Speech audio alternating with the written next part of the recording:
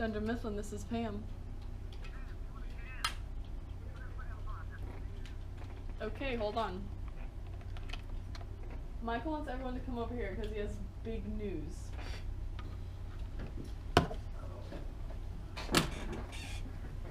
Okay, everyone's here. Listen up, everybody. They're asking for bids on the welfare program to analyze it. What should I bid? What? That doesn't sound like a good idea. I don't think you should bid anything. Did nothing. Got it. Bye. Bye.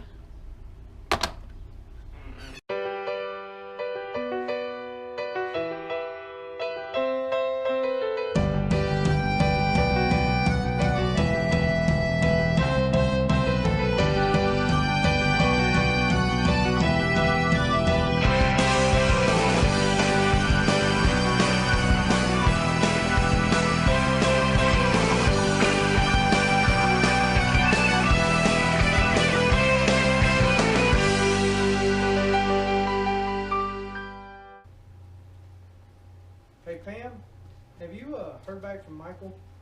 No, I haven't heard back from him. Everybody listen up! Big news! Big news! We got the bid! What bid? As of today, we're analyzing welfare. This says you bid 0. Yeah, you guys told me to bid nothing, so that's exactly what I did. I bid 0. Nothing. Michael. Nothing is not 0. It's Oh. nothing.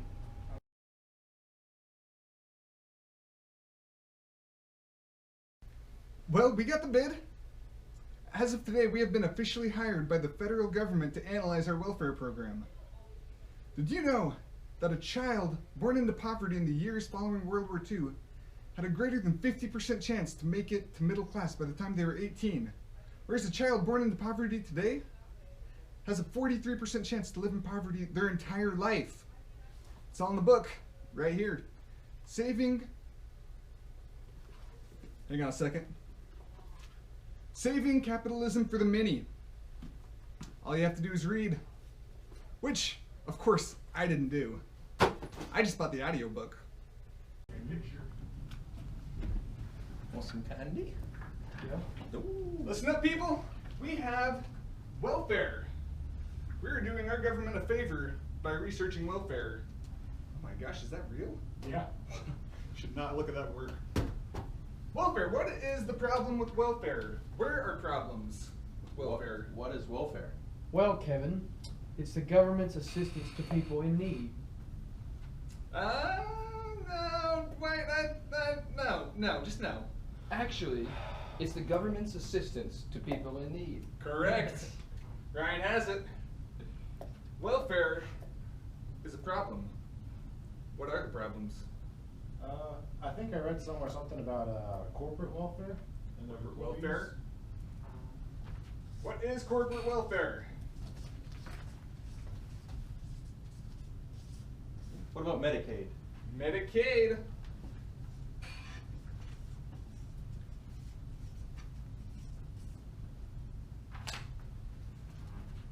I think that's good enough. It's been a hard day's work on that. So how about, Andy, you and Ryan can research corporate welfare. Kevin, you and Dwight, you guys get Medicaid. What do I do? Pam, you just sit there.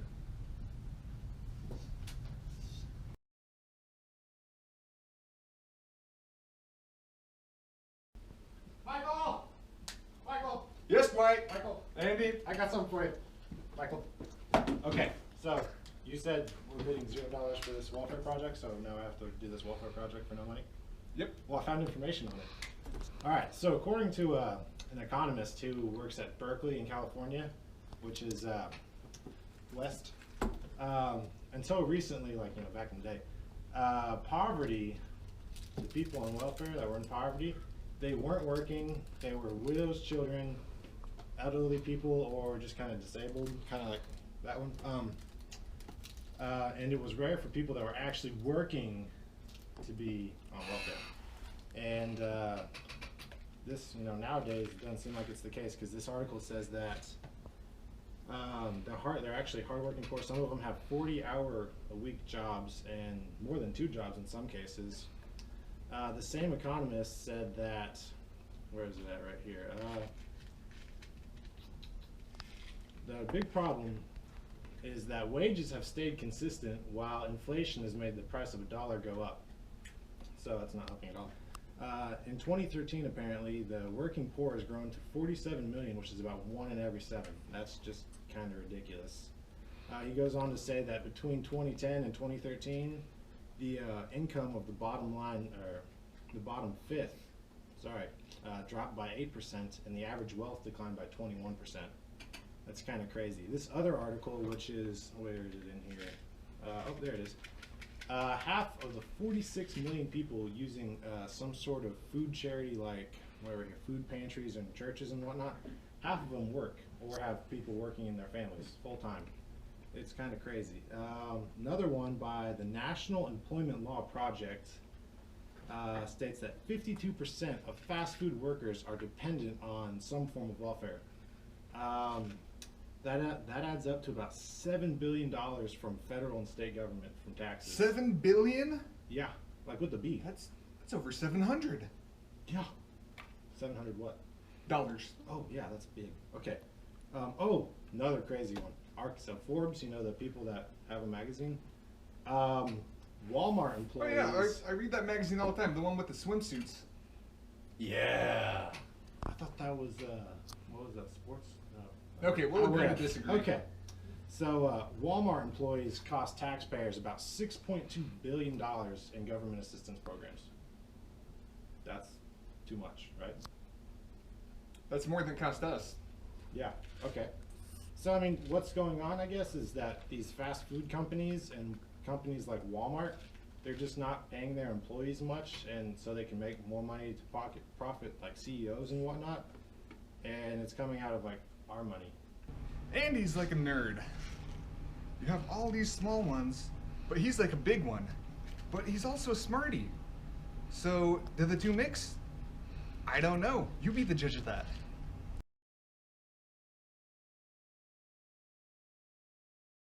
The mythology that a minimum wage increase, or in real terms, restoring it to its 1968 level, would cause employers to reduce employment is a common trope. In fact, evidence suggests that few, or if any, jobs would be lost if the minimum wage were restored to at least its 1968 level, adjusted for inflation. Unlike industry jobs, minimum wage retail service jobs cannot be outsourced abroad, nor are these workers likely to be replaced by automated machinery because the services they provide are personal and direct. In addition, and significantly, the gains from a higher minimum wage extend well beyond those who receive it directly. More money in the pockets of low-wage workers means more sales in the places where they live, which in turn creates faster jobs and more growth. Research by Dubé, William Lester, and Michael Reich confirms this. They examined employment in several hundred pairs of adjacent counties lying on opposite sides of state borders, each with a different minimum wage, one at the federal minimum and the other at a higher minimum enacted by a state. And they found no statistically significant increase in unemployment in the higher minimum wage counties, even after 4 years. The research also found that employee turnover was lower where the minimum wage was higher, presumably saving employers money on recruiting and training new workers. Most workers earning the minimum wage are no longer teenagers seeking additional spending money.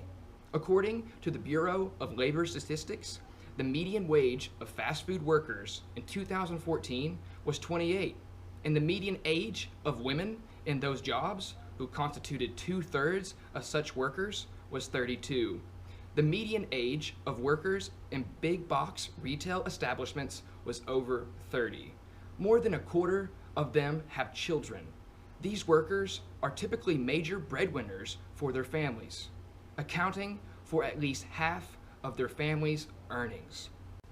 So needless to say, a higher minimum wage would reduce the necessity for other taxpayers to pay for Medicaid, food stamps, and additional assistance these workers and their families need in order to cope with poverty.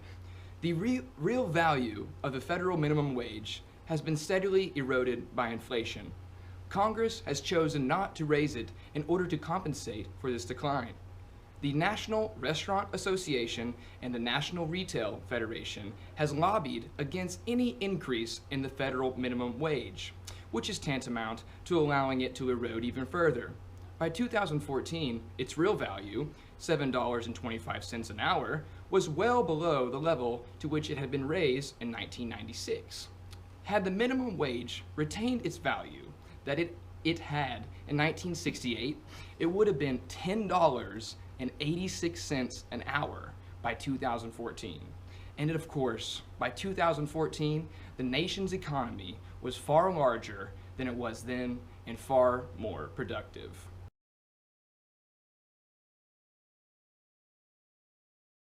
This is not good.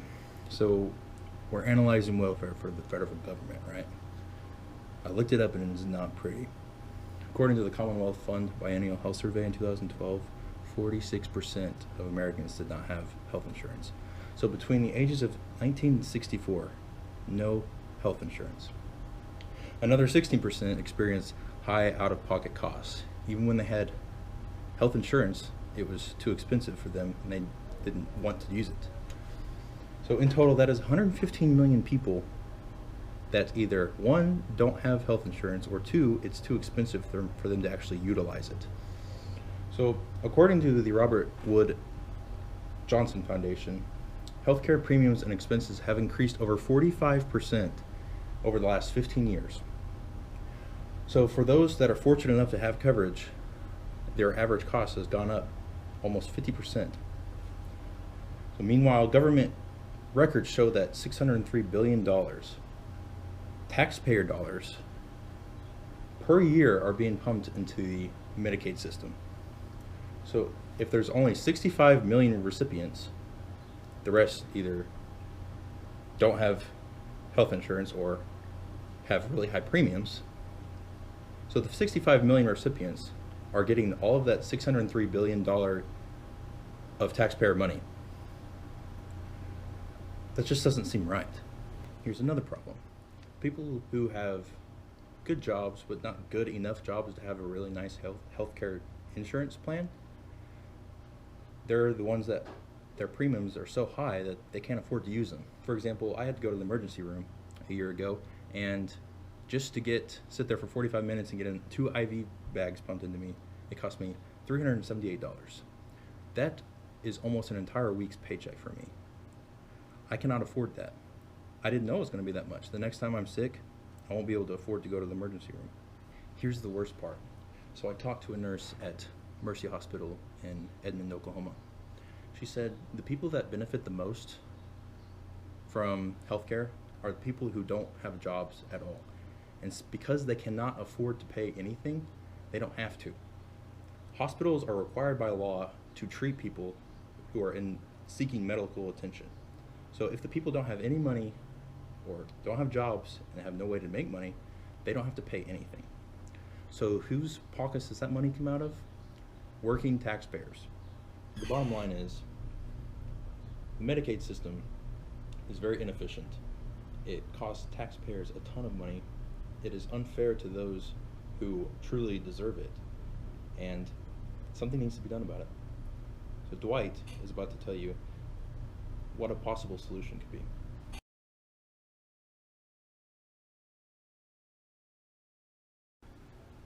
As Kevin discussed, Medicaid has many problems that many individuals cannot provide a solid answer to.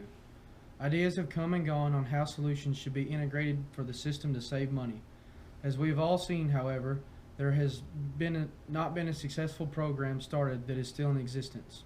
My proposal would be to initiate a drug testing program for Medicaid recipients.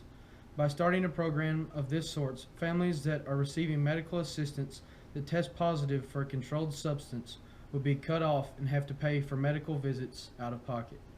Yes, this does sound like a very harsh way of removing individuals. However, if an individual is abusing the system, should they still be allowed to obtain the benefits of the system?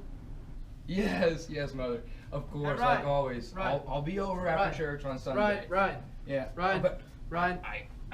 I'll call you back. What? See this cup? I need you to Yeah? pee in it.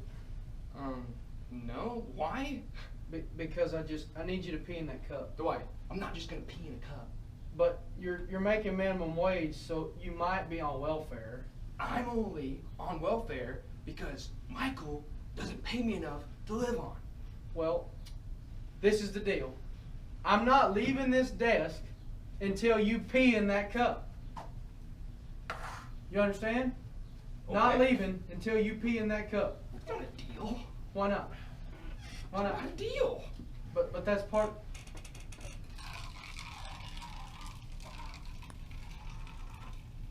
In my opinion, the obvious answer is not. If you work, you automatically pay taxes. This is the type of money that goes to pay for the medical assistance individuals are abusing. Colorado Senator Jerry Sonnenberg supports my viewpoint by stating that if you have enough money to buy drugs, then you don't need public assistance. This goes to show that not only should you not be receiving this assistance, you should not be able to draw the benefits of Medicaid. By drawing assistance under the use of a controlled substance, you are not only breaking the law, breaking the contract you signed when agreeing to the terms of welfare, but you are considerably putting a burden on the system. If this burden continues, some families could not survive without this public service.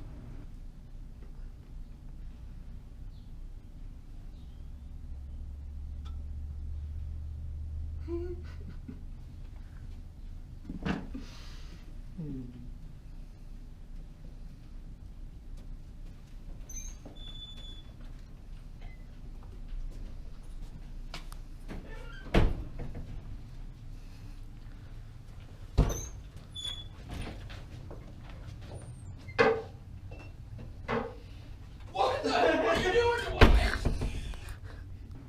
This, in my opinion, not only shows that you are not a trustworthy person, but you are considered lazy, self-centered, and somewhat guilty. Nothing that you do matters about others. Whatever makes you happy is what makes the world revolve.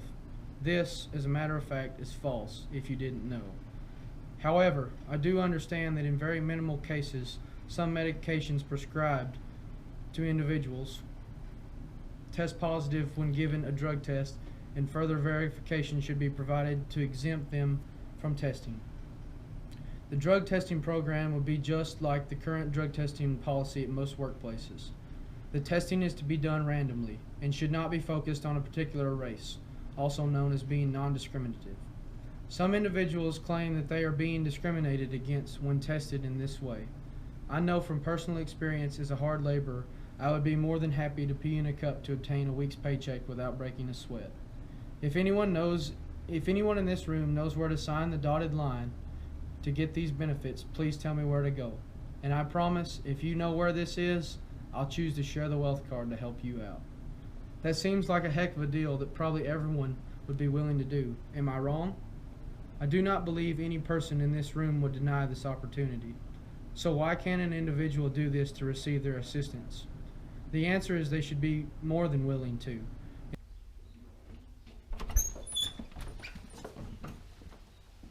I got him.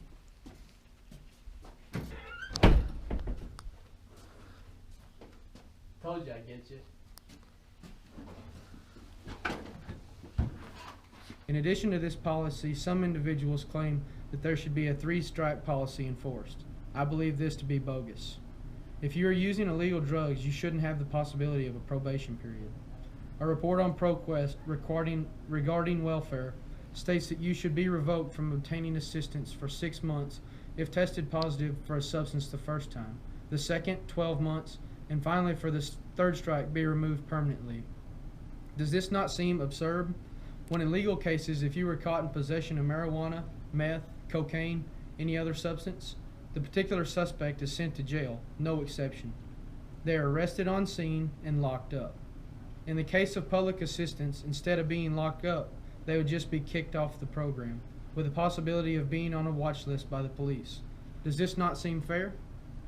One report claims that drug testing for welfare would affect 1.6 million households nationwide. By weeding out the individuals that are abusing the system, thousands of dollars would be saved. One of the biggest issues that individuals have with enacting this program pertains to the cost.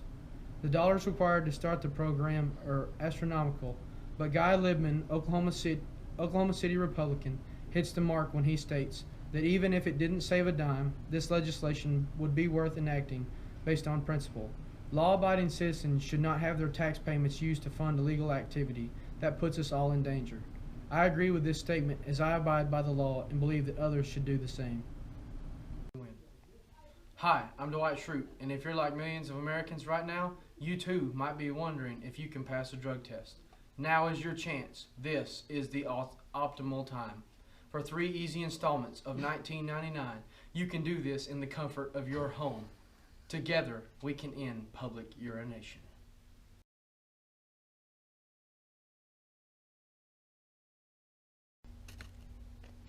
Imagine a world draped in total darkness. No. Okay. Imagine a world half covered in darkness. That's the way it is right now. Fine. Imagine a country in which it's more beneficial to be on welfare than it is to have a job. A country where more and more people are spurning entering the workforce in favor of getting on welfare. Now imagine for a second doing whatever you love to do every day, all day, and getting paid for it. Michael. Sorry.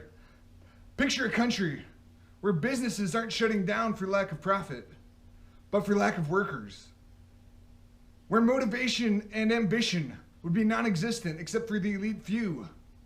Where taxes would be an all-time high to help pay for welfare. Where socialism replaces capitalism as the main ideology. And some guy named Joseph Stalin comes along. And he takes over, and nobody likes Joseph Stalin. So Michael told me not to do any research on the federal welfare problems, but I decided to do some research for myself. Ryan is getting paid $7.25 an hour, the federal minimum wage, and he's also on welfare because he can't support himself. So I found in an article by John Klomos, an economist, that nearly 1.3 million Americans are getting paid the minimum wage, and 21 million are getting paid just above the minimum wage. That's nearly 1/3 of America's workforce. If that 1/3 was getting paid maybe $12 or $15 an hour, they could support themselves and their families. And that money would go back into the market, producing more jobs because productivity would increase, and it would also put more money back into the market. I don't know why Michael would argue not to increase the minimum wage. It just blows my mind. I don't know. Anyway, I also found that 28 states already in the US have an increased minimum wage above the federal minimum wage. California's is $15 an hour. Why can't we have that? Also, Germany and Switzerland have unemployment rates of between 3 and 4%, and they have a minimum wage between $9 and $10 an hour, and it had no effect on their unemployment. Michael also believes that if you increase the minimum wage, unemployment would increase, which obviously makes no sense since there is statistics that back it up. Not only would increasing the minimum wage help the economy and the well-being of Americans, it would stabilize and create jobs. Also, it would increase the desire for gaining the American dream. For years, people have been wanting to make a living for themselves. If you have such a low minimum wage, how can they make a living for themselves and their family? Robin Claremont is the Director of Development and Communications at the National Priorities Project, and she stated in an article that the average American taxpayer pays between $12,000 and $13,000 in federal income taxes, and 23% of those taxes go towards federal welfare programs, like food stamps, which I'm sure Ryan is on because Michael won't pay him enough.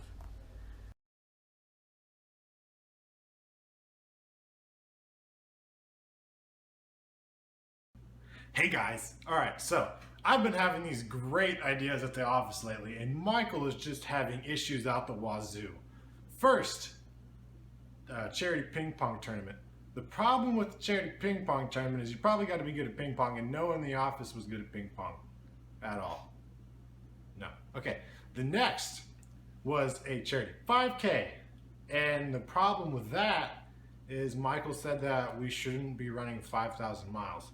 That kind of got me thinking, like, how are these people running 5,000 miles through mud, or like getting with color being thrown at them, or just in general? So I don't even know where you can run 5,000 miles through mud, except for maybe Georgia. But after that, we were like, let's have a petting zoo to bring awareness. Problem with that, though, is the only thing we could find was this dog. First off, he bit Dwight. Pretty sure it was rabid and it had fleas. And the other animal we got was a rattlesnake. That was cool, except it almost bit Dwight and he got scared and peed a little bit. But besides that, so he just didn't say yes again. So this time, Michael, what I got for you, we're gonna vote. Because if you think about it, this whole time we've been getting educated on the project, and the best way to make a change in any situation is vote. So, we're gonna vote.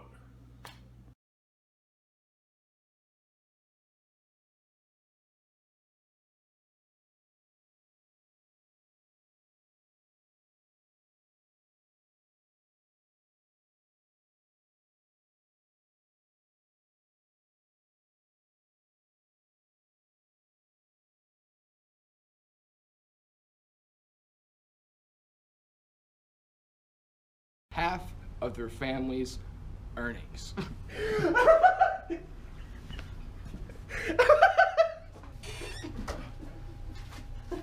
thing fell off too. Can we edit that out? That was good because... Hi, I'm Dwight Schapp. Adjusted for. All right, I'm gonna give it a go right now. Needless to say, a higher minimum wage.